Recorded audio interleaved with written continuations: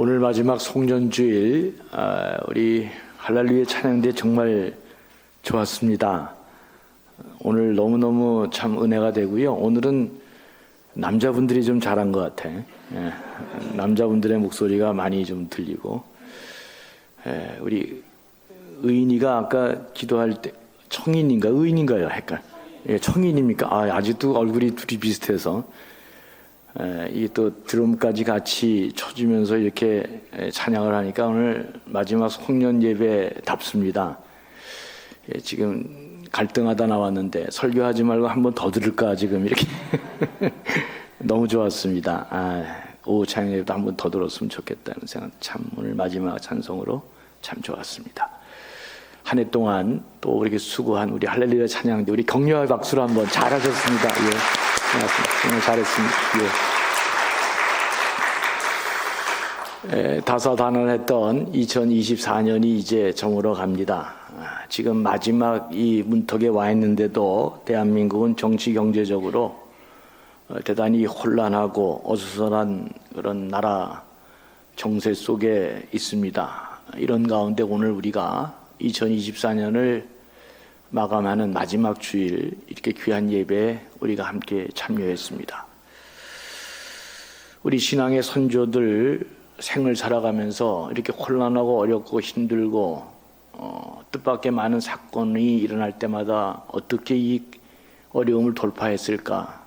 제가 성경을 보니까 그럴 때마다 우리 신앙의 선조들은 그곳에 먼저 돌제단을 쌓고 하나님께 예배 드렸습니다. 그 예배가 남은 삶의 새로운 축복의 시작을 열었습니다. 오늘 이 송년 예배가 여러분 모두에게 전혀 기대하지 못한 새로운 삶의 시작을 여는 축복된 예배가 되기를 주의 이름으로 간절히 축원합니다. 하나님이 야곱에게 이방 땅 그 바단 하람에서 그 힘든 머슴살이 노동 생활을 하고 있는 야곱에게 나타나서 이제 네 삶을 거기서 그만 끝내라. 그리고 약속의 땅으로 올라가라. 하나님이 그렇게 명령하는 말씀을 창세기에서 읽었습니다. 지치고 힘든 야곱에게 이제 그만 이방 땅 하란에서 그 힘든 머슴 종살이 노릇 그만하고 약속의 땅으로 올라가라 하나님이 말했듯이 오늘 우리에게도 지치고 힘든 소망 없는 삶을 살고 있다면 오늘 말씀을 통해 하나님이 우리 모두에게 새로운 축복의 삶으로 나아가도록 말씀하는 귀한 성령의 역사가 우리 가운데 있는 복된 시간 될 수 있기를 주의 이름으로 다시금 축원합니다. 2024년 마지막 송년주일을 통해 우리가 하나님의 음성을 듣고 새로운 다짐과 결단으로 우리 모두 복을 받을 만한 그런 그릇으로 변화되는 은총의 시간이 돼야 되겠다. 꼭 복을 받을 만한 그릇이 돼야 되겠다. 마음에 두시면서 오늘 하나님 말씀을 잘 받으시고 내가 이제 복을 받을 만한 그릇으로 변화되는 그런 축복의 시간이 되기를 간절히 소망하면서 오늘 말씀을 나눕니다. 하나님은 언제나 결정적 상황에서 뭐라고 말씀하시냐? 나를 잊지 말고, 나를 떠나지 말고 나 여호와 하나님께 예배하고 나를 찾으라고 하나님은 강조합니다. 왜 그렇게 말씀하실까? 그것은 인간은 절대로 혼자 힘으로 살아갈 수 없는 존재이기 때문에 그렇습니다. 하나님만이 우리 삶의 복의 근원이고 그분만이 우리의 소망의 근거가 되기 때문에 그렇습니다. 예레미야 29장 11절 13절을 보면 그 위대한 말씀이 나옵니다. 너희를 향한 나의 생각을 내가 아나니 평안이요 재앙이 아니니라. 너희에게 미래와 희망을 주는 것이니라. 13절에도 보면 너희가 온 마음으로 나를 구하면 나를 찾을 것이요 나를 만나리라 그랬습니다. 이 말의 배경이 바벨론의 포로로 잡혀간 이스라엘 백성들에게 다른 사람 말 듣지 마라. 거짓 예언자들은 1년 안에 너희가 돌아갈 것이라 그러지만 절대로 못 돌아간다. 70년 동안 너희는 이 이방 땅에서 못 돌아간다. 그러니까 그곳에서 결혼하고 아이들을 낳고 또 네 자식들도 결혼시키고 이 성읍을 위해서 기도하고 텃밭을 갈고 생존하도록 말씀하는데, 그렇게 말씀하면서 맨 마지막에 한 말이 이 말입니다. 너희를 향한 내 생각을 안 하니 그게 평안이요 그게 재앙이 아니니라. 너희에게 미래와 희망을 주는 것이다. 이 말씀이 70년간 종살이하고 여기서 살도록 하나님이 말씀하신 이 말이 재앙이 아니고 너희에게 미래와 희망을 주는 말씀이라. 그러니 온 마음으로 나를 찾고 나를 구하고 그러면 나를 만나리라. 그렇게 말씀하십니다. 사랑하는 교우 여러분, 하나님의 말씀은 언제나 기쁨이고 축복이고 우리에게 절망과 파멸로 인도하는 말씀이 아니다. 어떠한 말씀이라 할지라도 그것은 우리에게 평안이요 그리고 미래와 희망을 주는 말씀이다. 그래서 하나님을 찾으라고 말씀하고 있습니다. 우리 인생의 삶의 모든 면에서 풍성하게 사는 길은 우리와 함께 하시는 여호와 하나님이 나와 함께 할 때만 가능합니다. 그래서 하나님은 어떤 순간, 어떤 상황 가운데도 나를 떠나지 말고 나를 찾고 나를 만나라고 그렇게 우리에게 요청하고 계신 것입니다.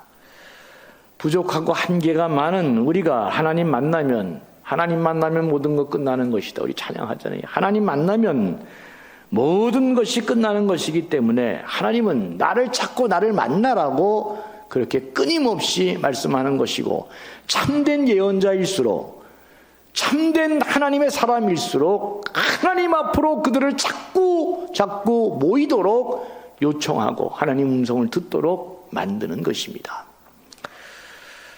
우리는 사람을 볼 때나 직장을 선택할 때나 나라를 찾을 때에도 언제나 하나님이 함께 하시느냐 그렇지 않느냐를 잘 살펴야 됩니다. 하나님이 함께 하시지 아니하면 결국은 그 마지막이 다 안 되도록 되어 있기 때문에 그렇습니다. 야곱이 아버지를 속이고 형을 속이고 축복을 강탈했습니다. 도망가지 않으면 안 되었습니다. 도망가다 지쳐서 길거리에서 돌베개를 베고 잠을 자지 않으면 안 될 정도로 그 인생이 추락했습니다. 인생 밑바닥까지 떨어졌습니다. 이번 송구영신 예배 때 야곱을 갖고 설교하려고 그럽니다. 21세기 2025년을 어떻게 열어야 될 것인가를 제가 야곱을 갖고 설명하는 것인데, 그건 뭐 그때 가서 하고, 어떻든 야곱은 인생 끝까지 다 추락하고 끝났습니다.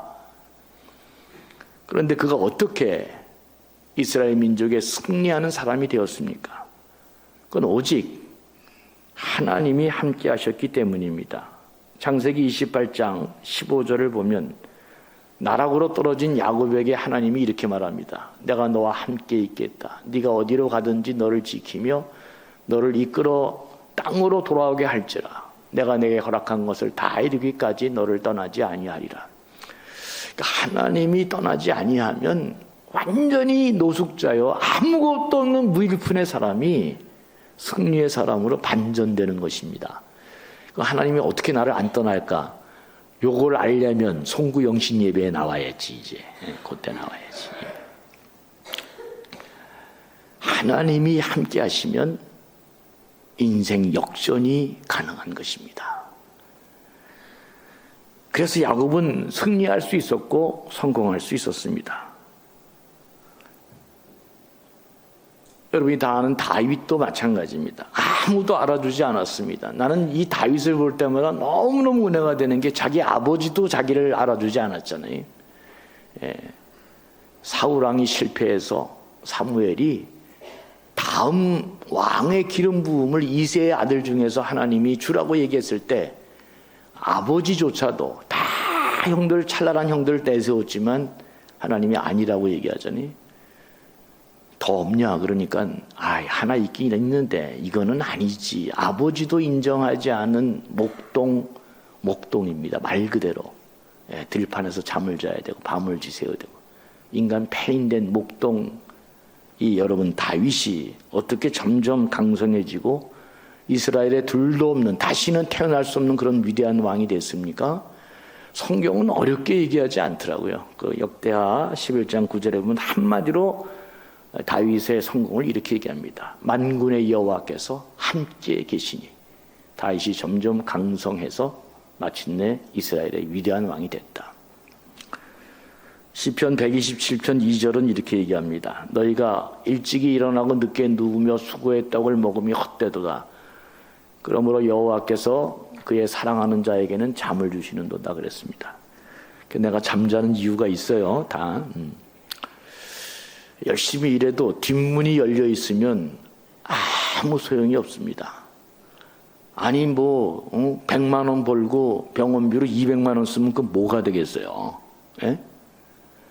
여러분 우리 인생 가운데 자꾸 뒷문이 열려 있으면 아무리 노력해도 애쓰고 땀 흘려도 소용이 없는 것입니다. 그래서 너희가 일찍 일어나고 늦게 누움이 헛되다 그렇게 얘기합니다. 하나님이 함께 해주시지 아니하시면 집 짓는 자의 수고가 헛되다.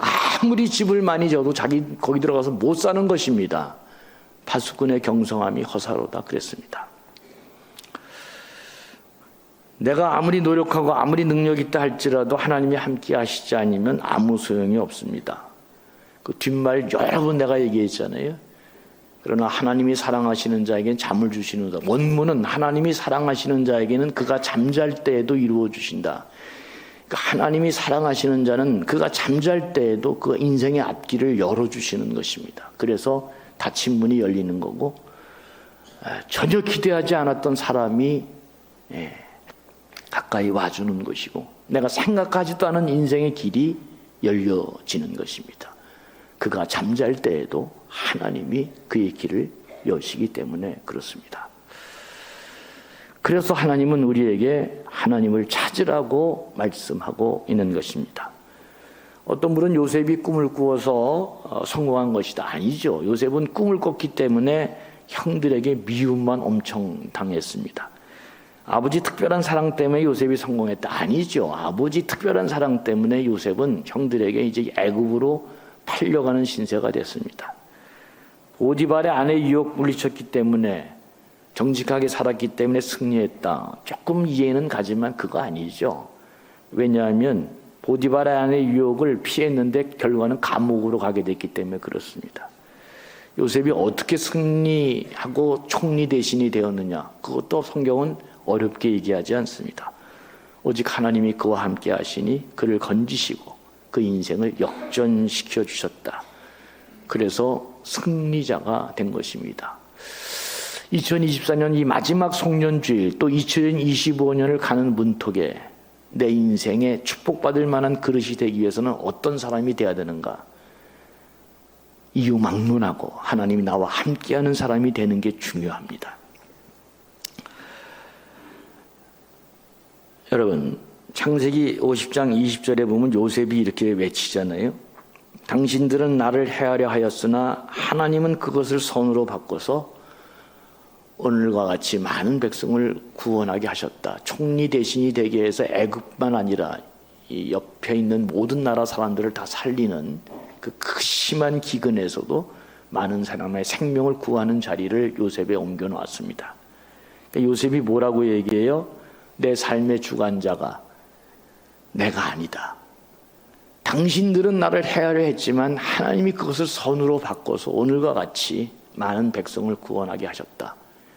요셉의 이름이 없습니다. 요셉의 인생의 주관자가 누구다? 하나님이심을 지금 하나님은 요셉을 통해서 고백하도록 한 것입니다.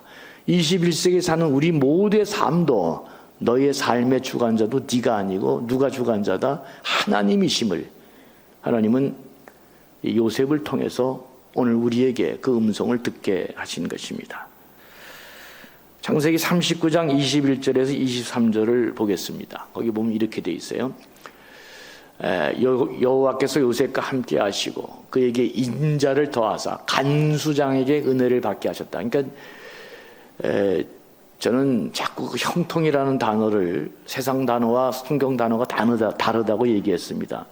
세상의 형통은 돈 많이 벌고 좋은 집으로 가면 형통이지만 성경이 말하는 형통은 그 형통이 아니고 하나님의 뜻을 이루어가는 과정을 형통했다 그렇게 얘기합니다. 뭐라고요? 하나님의 그 뜻을 이루는 과정을 가리켜서 형통했다 그렇게 얘기합니다. 요셉이 감옥 가서 간수장이 잘해준 게 형통이다. 그럼 나는 하나님 안 믿을 것 같아. 그죠? 그게 무슨 형통입니까? 감옥 가서 간수장이 잘해준다고 그게 무슨 형통이겠어요? 근데 성경은 간수장에게도 은혜를 받게 하시고 22절에 보니까 간수장이 옥중 제수를 다 요셉의 손에 맡김으로 그 재반 사물을 요셉이 처리하고 간수장은 그의 손에 맡긴 것을 무엇이든지 살펴보지 아니하였으니 이는 여호와께서 요셉과 함께 하심이라. 여호와께서 그를 범사에 형통하게 하셨다. 애굽의 감옥에서부터 총리대신으로 가는 모든 재반의 길에 하나님의 뜻을 이루는 과정에 있기 때문에 그를 형통했다. 그러니까 여러분 일이 잘 안 돼도 형통했다는 말을 쓸 수 있어요, 없어요? 죽어도 못 쓰지. 뭐 우리는 잘 돼야 형통이지. 업앤다운 해도 그것이 하나님의 뜻으로 가는 길임을 길 때 성경은 형통한 길을 가고 있다 그렇게 얘기하는 것입니다. 우리의 주인이 하나님이시다 그런 말입니다. 사랑하는 교우 여러분, 하늘 문을 열기도 하시고 닫기도 하시는 하나님께서 내 삶에 함께 하셔서 온갖 신령한 축복을 내려주실 때 내 인생이 어느 처지에 있던 간에 우리는 복 있는 자가 되는 것입니다. 형통한 자의 삶을 되는 것입니다. 그 모든 것의 끝이 어디? 마지막입니다. 마지막이 하나님의 형통의 뜻이 다 드러나게 되어 있습니다. 그러니까 우리 그리스도인들은 무조건 버텨야 됩니다. 왜? 좋은 게 다 뒤에 있기 때문입니다. 아멘 좀 하세요. 뭐 연말에 그냥 이렇게 아멘 좀 하면 누가 잡아가는 것도 아닌데, 그치? 마지막이 잘 됩니다. 그러니까 어떻게 해야 돼요? 내가 그랬잖아요. 요셉도 감옥에 가는데도 형통했다 그러잖아요. 하나님의 뜻을 이루어 가는 과정을 믿고 마지막까지 진실하게 버티는 것입니다. 마지막이 잘 되는 것이. 그렇지 않는 사람은 마지막이 안 되게 돼 있는 것입니다. 하나님만이 우리의 분기시고 요새라 그랬습니다. 하나님만이 우리의 반석이시고 피난처고 구원자라 그랬습니다. 그분만이 우리의 복의 근원이시고 그분이 우리를 형통한 길로 인도해 가시는 것입니다. 그렇기 때문에 우리는 어떤 순간에도 다른 것은 포기할지라도 하나님을 놓치지 말아야 된다. 이게 성경이 주는 메시지입니다. 다 수단 방법 안 거리고도 뭐 하나 놓치지 않은 사람, 그게 야곱입니다. 야곱은 진짜 생각할 게 너무나 많은 사람인데 뭐가 그를 하나님 마음을 움직이는 사람으로 만들었을까? 다 놓쳐도 하나님만은 내가 그 복의 근원 되시는 내 복의 출처인 하나님만은 내가 놓치지 않겠다. 더 중요한 말은 송구영신 예배 때 뵙겠습니다. 하나님만이 우리의 길을 열어주시고 새롭게 인도하시고 축복해 주시기 때문입니다. 그러니까 어떻게든지 간에 은혜의 자리, 축복의 자리, 믿음의 자리, 예배의 자리를 떠나지 않는 분들이 되기를 주의 이름으로 간절히 축원합니다. 다시금 마음의 결심을 하는 거죠. 잠언 16장 9절 이렇게 말합니다. 사람이 마음으로 자기 길을 계획할지라도 그의 걸음을 인도하시는 이는 여호와시니라. 다 아는 말을 다시 한 번씩 보는 것은 오늘이 송년주일, 올해를 보내고 새해를 맞는 중요한 분기점이기 때문에 다시 중요한 말씀들을 복습하는 것입니다. 더 중요한 잠언 23장 17절 18절 내 마음으로 죄인의 형통함을 부러워하지 말라. 죄인 잘 되는 거 너무 부러워하지 마세요. 뭐가 안 돼요? 마지막이 안 됩니다. 내 마음으로 죄인의 형통함을 부러워하지 말고 한결같이 항상 여호와를 경외하라. 그러면 정녕 내 장래가 있겠고 내 소망이 끊어지지 아니하리라. 마지막이 잘 되는 것입니다. 아멘 좀 하세요. 아멘 좀요. 내가 하도 아멘 하는 걸 하지 말아가지고 아멘.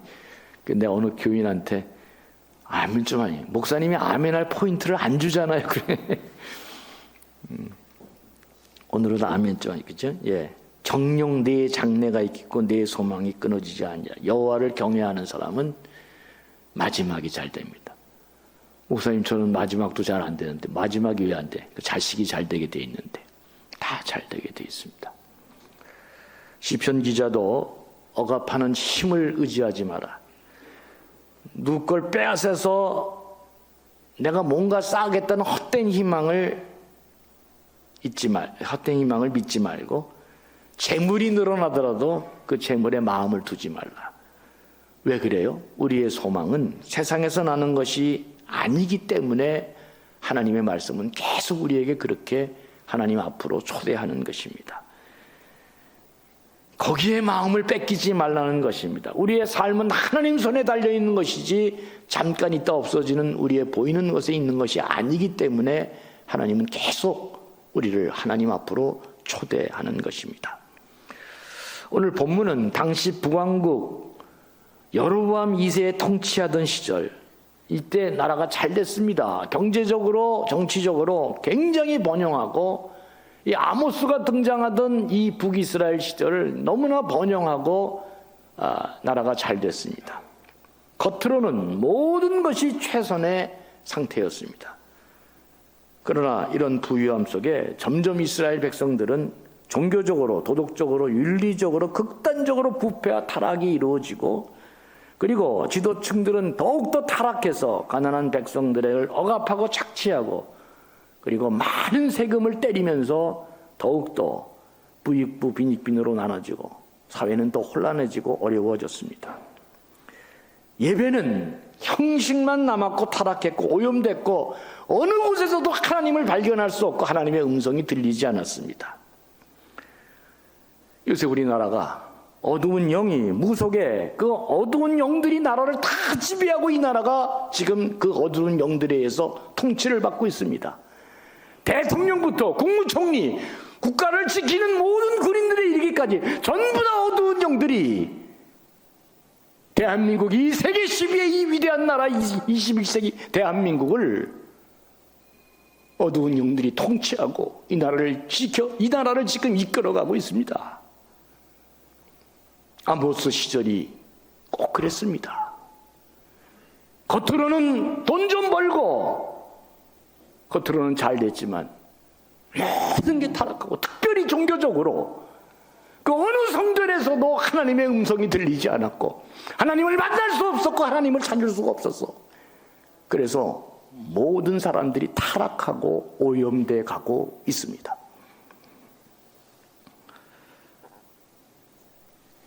아모스가 역사 속에 등장합니다. 이대로 가면 북이스라엘은 멸망할 것이다. 돌이키지 않아서 북이스라엘은 결국 멸망하고 맙니다. 아모스가 외칩니다. 이대로 가면 이스라엘은 멸망할 것이다. 겉으로 조금 윤택하고 생활이 된다 할지라도 이 나라 곧 망할 것이다. 그러면서 외친 게 다시금 하나님을 찾아야 이스라엘이 살 수 있을 것이다. 너희가 하나님을 다시 찾지 않으면 이 나라는 망할 것이다. 아모스가 외쳤습니다. 사랑하는 교우 여러분, 시편 73편 28절은 그 유명한 말씀이 있습니다. 하나님께 가까이함이 내게 복이라 그랬습니다. 위대한 하나님의 사람들은 그 다른 방향으로 흩어져 있는 우리의 영혼과 우리의 마음을 다시금 하나님 앞으로 모으고 참된 하나님의 음성을 듣고 참된 믿음과 은혜와 축복의 길을 가도록 언제든지 당신의 백성들을 땡겨내는 것입니다. 여호와 하나님께 가까이 가는 것이 복이다. 이게 우리 인생의 모든 결론입니다. 그러므로 우리를 하나님 앞으로 가까이 가도록 만드는 것이 궁극적으로 축복이 되는 것입니다. 내 권력이 축복이 아니고 내 재산이 축복이 아니고 오늘 내가 몇 푼 얻었다고 그것이 그 재물이 내가 복이 되는 게 아니고 그것들 때문에 그거 지키려고 자꾸 이상한 방향으로 하고 어두운 영을 찾아가면, 하나님을 떠나면 그게 저주고 그게 망하는 길입니다. 인생의 실패로 인해, 재물의 손실로 인해서, 건강을 잃음을 통해, 관계의 아픔을 통해, 그 모든 것들을 통해서 내가 하나님께 더 가까이 나아갈 수 있다면 그게 형통한 길이고 복받는 길임을 성경이 말해주고 있는 것입니다. 권력을 얻고 재산을 얻어서 하나님을 떠나면 그게 죽음의 길로 가는 것이요, 아무리 힘들고 어려워도 그것 때문에 내가 더 하나님 앞에 꿇어 엎드려 하나님을 찾고 하나님을 만나면 우리가 살고 형통한 길로 간다는 것이 하나님의 모든 위대한 예언자들의 외침이고 우리에게 주는 가르침이었습니다. 왜 그렇습니까? 궁극적으로 하나님께 가까이 가는 것이 복이고 우리의 인생을 역전시킬 수 있기 때문에 그렇습니다. 오늘 동영상 하나 보려고 합니다. 여러분, 동영상을 한번 같이 보시는데 요거 이렇게 잘 한번 보시고 한번 생각할 수 있는 시간 됐으면 좋겠습니다.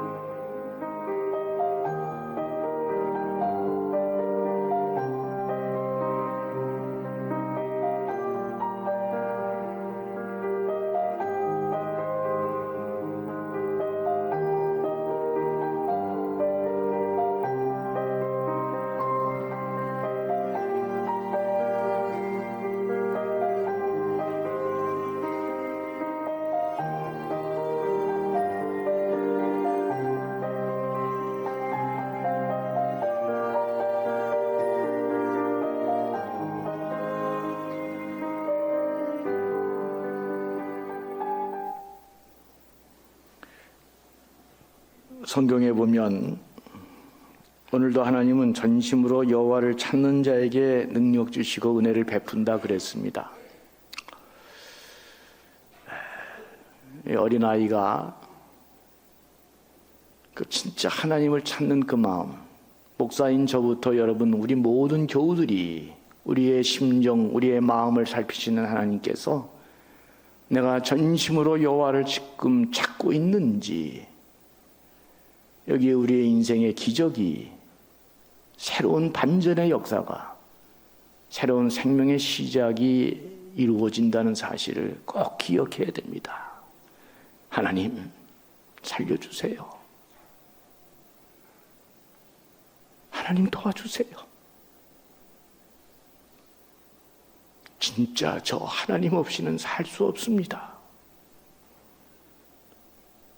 이 진실함의 강도와 여호와를 찾는 전심으로 하나님께 의지하는 이 마음이 하나님을 움직이고 우리 삶에 놀라운 기적을 일으켜내는 것입니다. 하나님은 오늘도 우리에게 너희는 이전 일을 기억하지 말고 옛날 일을 생각하지 말고 보라 내가 새 일을 행하리니 이제 나타낼 것이라 반드시 내가 광야의 물을 사막의 강을 내어 내 백성 내 택한 자에게 마시게 하겠다 그랬습니다. 그 옛날 고대 광야의 물을 내고 사막의 강을 내는 일은 인간이 할 수 있는 일이 아닙니다. 이전 일 옛날 일 기억하지 말고 새 일을 행하는 나를 기억하라. 내가 반드시 광야의 길을 내고 사막의 강을 내서 내가 택한 백성을 마시우게 하리라. 저 이 말씀 많이 붙들고 기도합니다. 하나님 길을 열어 주시옵소서. 그래서 여러분 가던 길이 닫히면 바닷길이 열리는 것입니다. 하나님이 역사하시면 우리 생각에 불가능한 길이 열리는 것입니다. 송년주의를 맞으면서 여러분 뭘 붙들어야 되겠습니까? 다시금 하나님 말씀 붙들어야 하나님 만나야 사는 것입니다. 오늘 이 시간 가운데에도 말씀 가운데 역사하시는 성령님을 붙들고 그를 사모해야 우리 안에 놀라운 신비로운 일이 일어나는 것입니다. 말씀의 통치가 내 안에 역사하고 시작하게 되면 하나님은 내 안에서 드디어 움직이시기 시작하는 것이고 새로운 일을 여시는 것이고 그래서 광야에 길을 내고 사막에 강을 내는 놀라운 기적이 시작되는 것입니다. 말씀에 순종하면 하나님이 역사가 일어나는 것입니다. 내 안에 놀랍고 새로운 일로 우리를 일으켜내는 것입니다. 광야 같고 사막 같은 내 인생 어떻게 새로운 삶의 지평이 열리느냐? 하나님이 만져주시고 하나님이 내 앞에서 그 길을 열어주실 때 그것이 가능한 것입니다. 부디 이 마지막 주일 보내면서 아프고 힘들고 어려울지라도 우리 모든 주위의 정세가 혼란하고 마음을 평안하게 못 갖게 한다 할지라도 하나님 다시금 찾는 시간이 되시길 바라고 하나님의 음성에 주목하는 사람들 되기 바라고 하나님 말씀이 내 안에 통치가 이루어져서 말씀의 능력이 살아 역사하는 그런 삶 되도록 다시금 하나님을 사모하는 분들이 될 때 내 영혼이 잘된 같이 범사에 되고 강건해지는 축복이 우리 모두에게 열리게 될 줄로 믿습니다. 아무쪼록 이 송년주일 지난 시간 다가올 미래를 잘 정리하고 내가 어떤 방향의 삶의 길을 다시금 선택할 것인가 기억하면서 부디 송구영신 예배 이 귀한 시간에 여러분 모두를 초대하오니 승리하는 사람들 되시기를 주의 이름으로 간절히 축원합니다. 하나님 아버지, 오늘 이 송년주일을 맞이해서 다시금 우리 인생에 다림줄과 나침반을 찾는 귀한 역사 있게 도와주시고 하나님을 찾고 하나님의 말씀을 사모하고 성령 가운데 우리 삶이 새로워지고 하늘을 문을 여는 복된 사람들 되게 해 주시옵소서. 감사하며 예수님의 이름으로 간절히 축복하며 기도합니다.